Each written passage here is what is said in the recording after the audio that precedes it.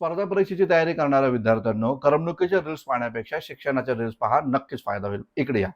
बघा, 2024च्या राज्यसेवा पूर्व परीक्षेमध्ये प्रश्न विचारला गेला. अहमदाबादमधील गिरणी कामगारांच्या लढ्यात महात्मा गांधींसोबत प्रमुख महिला सहकारी कोण होत्या? तर उत्तर होतं अनुसूया साराभाई. बघा, या संदर्भात आपल्या नोट्समध्ये हा प्रश्न या ठिकाणी येऊन गेला. तर अहमदाबाद आंदोलन आणि अनुसूया साराभाई लक्षात घ्या. आता बघा, या संदर्भात महिलांच्या चळवळीवर प्रश्न नेहमी विचारला जातो. तर तुम्हाला एक महत्त्वाची बिट्स तुम्हाला या ठिकाणी देतो बघा आजच्या दिवशी.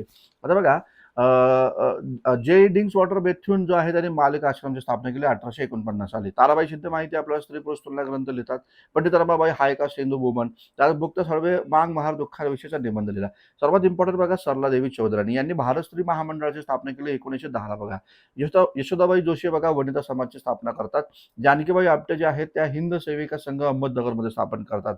अंबू जमाल अय्यंगार जे आहेत त्या स्वदेशी लीग स्थापन करतात. कर्नल लतिका घोष ज्या सुभाषचंद्र बोस यांच्या कार्यकर्त्या होत्या, त्यांनी महिला राष्ट्रीय संघ स्थापन केला 1928 ला कलकत्तामध्ये. याचबरोबर वुमन इंडियन असोसिएशन जे आहे त्याची स्थापना बघा Margaret Cousins, doctor Muthulakshmi Reddy, doctor N A बॅजन आणि सुब्बालक्ष्मी यांनी स्थापन केलं. ऑल इंडिया वुमन कॉन्फरन्स बघा, मार्गारेट कजिन जे आहे ते स्थापन करतात 1927 साली. आता याचं वैशिष्ट्य काय, तर या ऑल इंडिया वुमन कॉन्फरन्सच्या पहिल्या महिला अध्यक्षा किंवा पहिल्या अध्यक्ष कोण होत्या, तर सयाजीराव गायकवाडांची जी दुसरी पत्नी आहे ते या ठिकाणी होते, लक्षात घ्या. ऑल बेंगॉल वुमन युनियन जी आहे ती 1932 ला रोमिला सिन्हांनी कलकत्तामध्ये बंगालमध्ये स्थापन केलं. आणि याचा मुख्य उद्देश काय होता बघा, की जी काही महिला तस्करी होती, चाइल्ड ट्रॅफिकिंग जे होते ते रोखणं याचा मुख्य उद्देश होता. नॅशनल वुमन कॉन्फरन्स जे आहे ते लेडी मेहरीबाई टाटा यांनी स्थापन केलं 1929 ला.